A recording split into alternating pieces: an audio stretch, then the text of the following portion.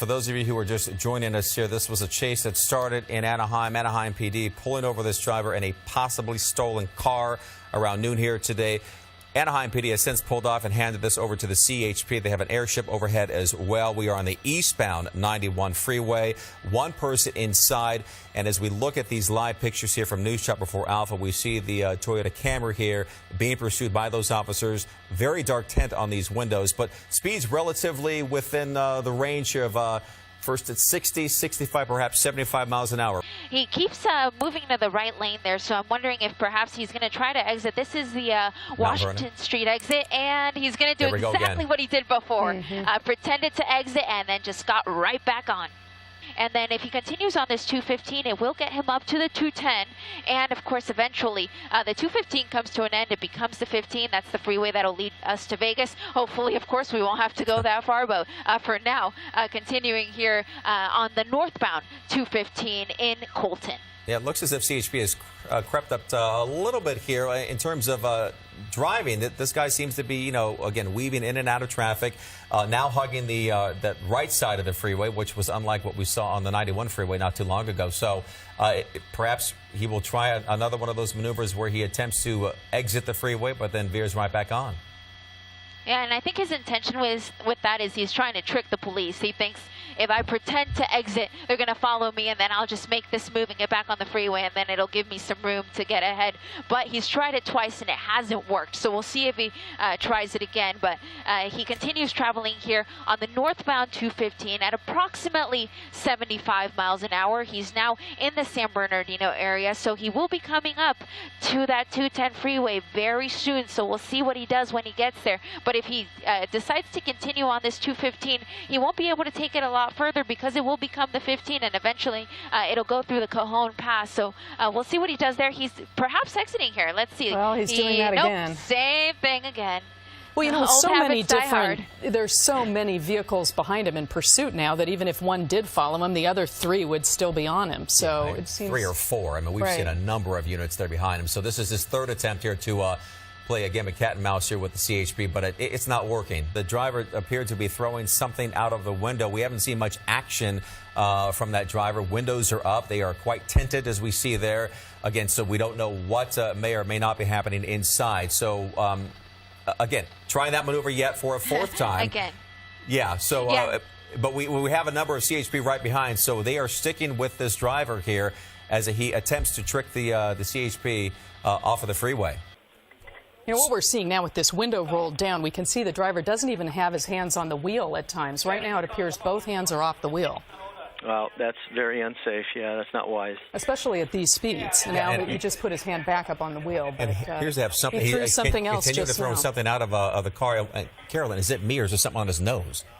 Yeah, hard to tell. It looks like he is wearing sunglasses, but it's difficult to tell if there's something as well on his nose. We appreciate you being with us here this afternoon. And we want to get back to Eliana because it looks as if Eliana, we need a location on this one. And we just saw yet again, I think this is the 5th attempt to get off the freeway, but now remains back on the freeway.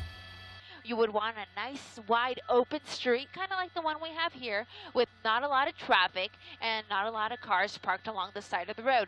And then the speeds of the vehicle need to be ideal, about 35 miles an hour. And the other thing, wrong side of the road here, I'm sorry, I have to stop my explanation to talk about this. The wrong side of the road here, that could have been very bad. Northbound here on Columbia, that CHP unit close behind. And red light coming up. That could have been very bad. Every time he runs one of these red lights or runs a stop sign, you run into a situation where you could have cross traffic and potentially have a traffic collision. So whenever I see whenever I see that an intersection is coming up like that, I'll make sure to pull out so that we can see the big picture.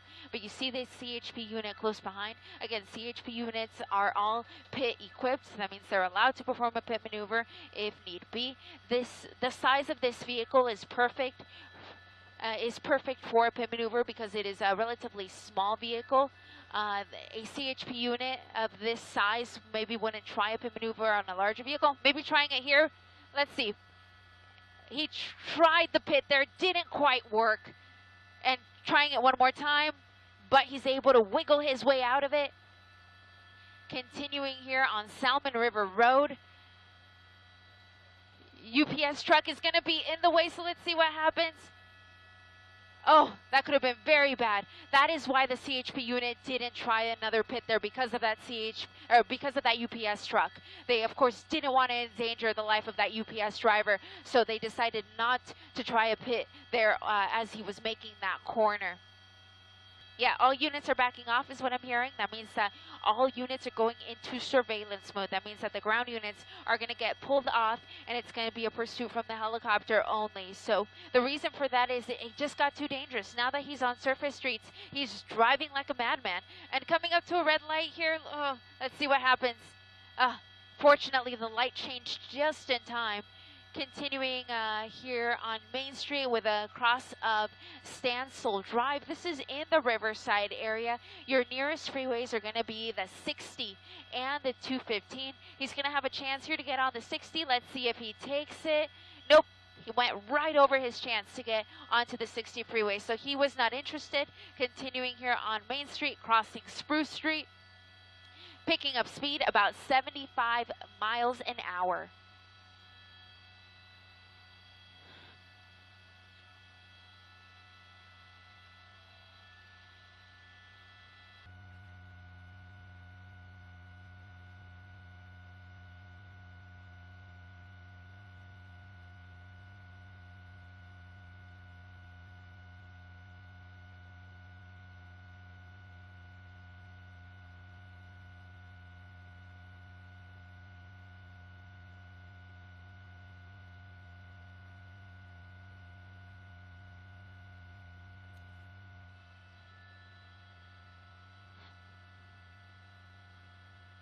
Exiting here, the 60. Exiting the 60 at Etiwanda.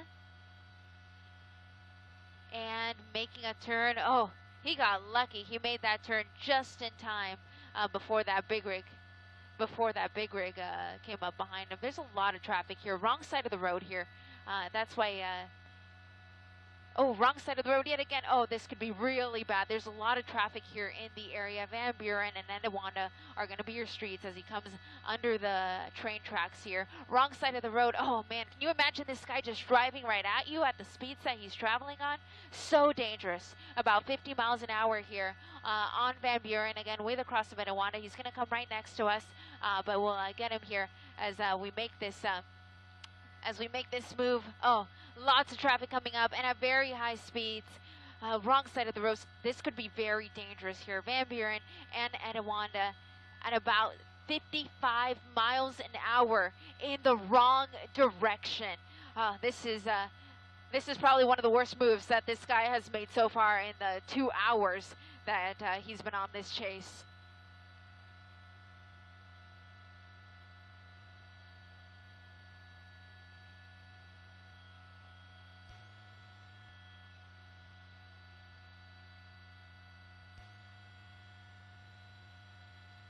Still on the wrong side of the road. And fortunately, other cars are seeing him. They're stopping. They're slowing down because this guy's not stopping for anyone or anything. Continuing on the wrong side of the road, and really no reason for it, because if you see the other side, the side he should be on, it's really not that slow. Hopefully, he'll be able to get back on the right side of the road here coming up. But for now, continuing wrong side of the road, Van Buren and Belgrave Avenue.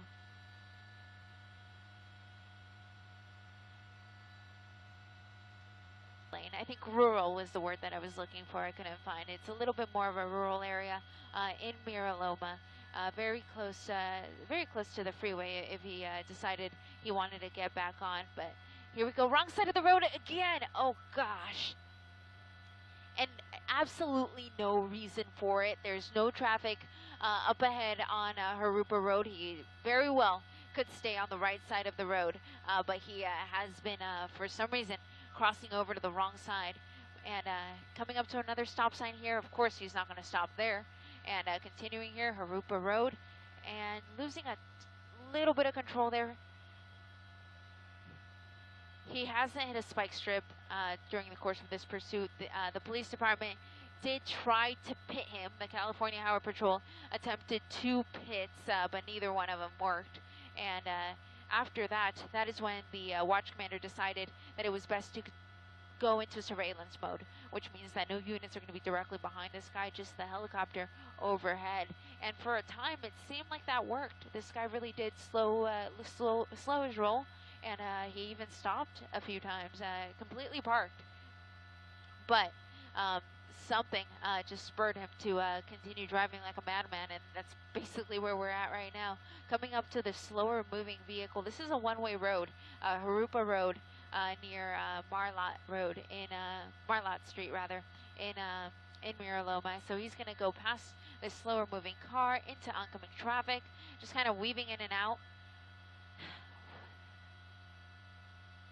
I'm just it's seeing this guy, what he's doing, endangering the general public. It's just so frustrating.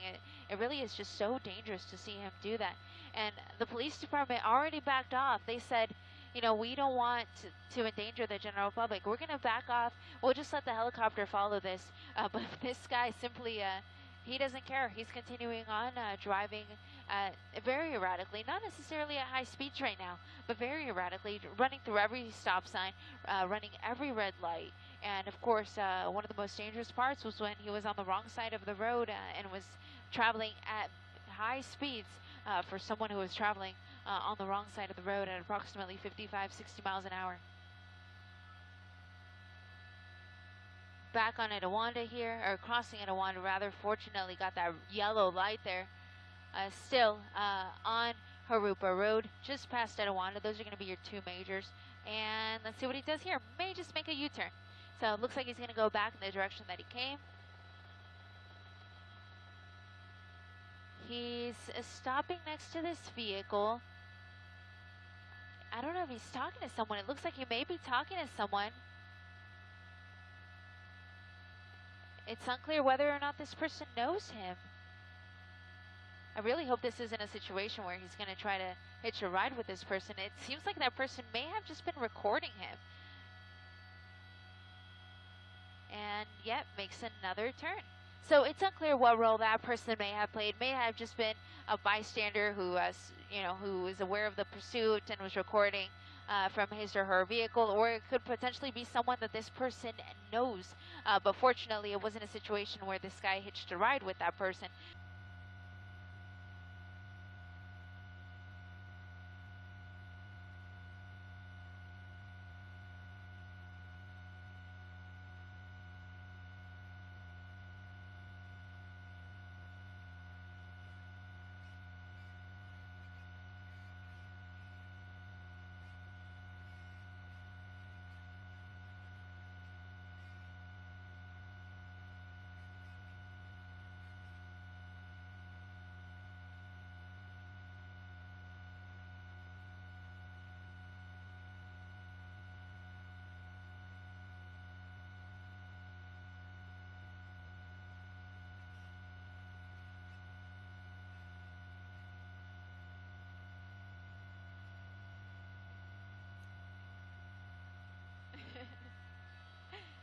Back with you guys, just communicating with my wonderful pilot, Aldo Bentivenga, who has been keeping us on top of this pursuit the entire time. And we were also communicating with our assignment desk, letting them know our fuel situation. We have about 20 minutes left of fuel. But fortunately, one of the great things about us here at NBC is that we have two helicopters. So we have us in News Chopper 4 Alpha, and then we have my partner Gil Avis in News Chopper 4 Bravo. So Gil is actually launching right now in our direction. And when he arrives on scene, we will be able to pull off, and he'll be able to continue our coverage of this now 2-hour long pursuit that is still here on Etowanda, coming under the 60 freeway. I'm sorry, that's not the right vehicle. They look somewhat similar. It's kind of difficult to tell. He's got a very, nondescript black vehicle, black Toyota, so it's sometimes easy to lose him in the crowd. But as I was saying, News Chopper 4 Bravo is on its way, and we'll stay on this, of course, as long as we can. Etowanda and Mission Boulevard.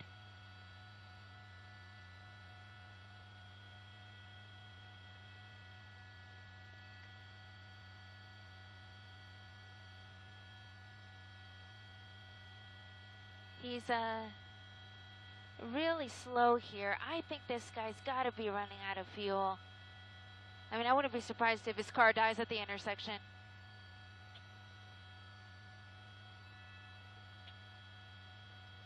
Iberia Street and Etiwanda in Glen Avon is where we have him now. U-turning here. They got him. There we go. I think if Etiwanda and Iberia Street, that's I-B-E-R-I-A, Iberia Street in Glen Avon. Etiwanda and Iberia.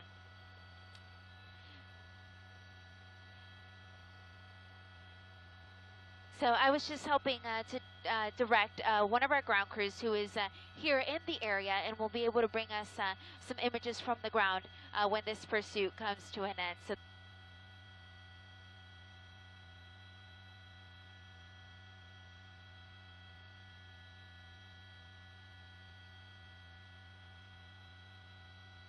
okay, coming up to Etiwanda, wrong side of the road. Oh, there was a spike strip. It did not work, and he just missed being hit by that silver vehicle. Wow.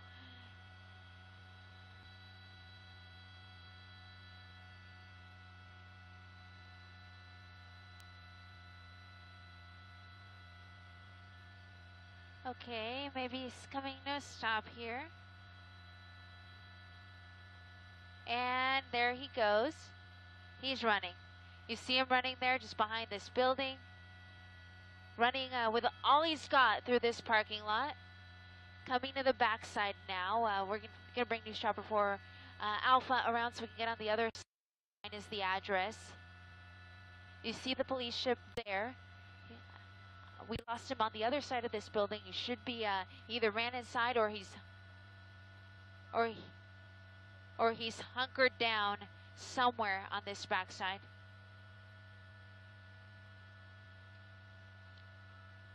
Blue shirt, black pants.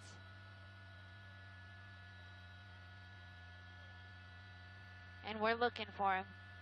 The airship's looking for him too. We all saw him run, so we know he's here. But now it's just a matter of finding this guy.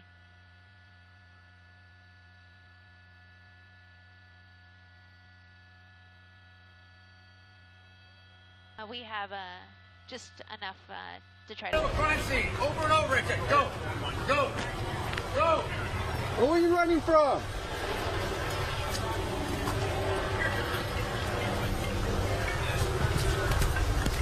Last time I'm telling you, go behind the units right now. Right now. If I touch you, you're going to jail.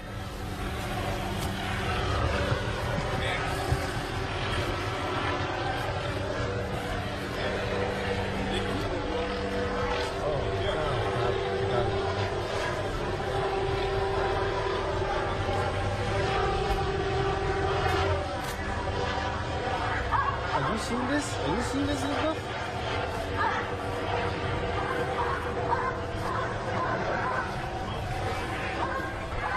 Oh, I was the only one right here. I mean, there's no other station right here. Oh. Okay, boss. Okay. Okay, bye. Bye.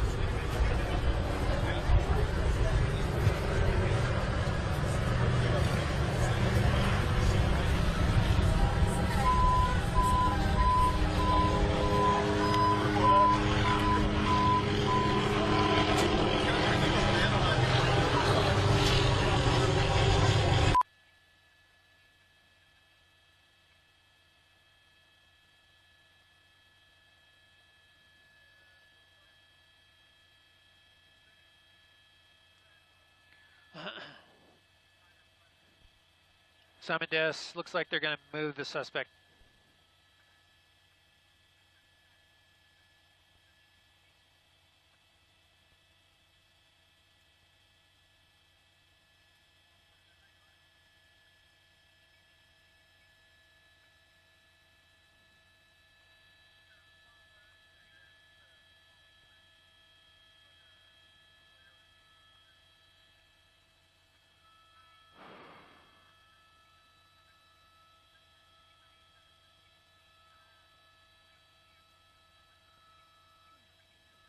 Is there a medical? Is there a RA coming down the street for this guy? No? Okay.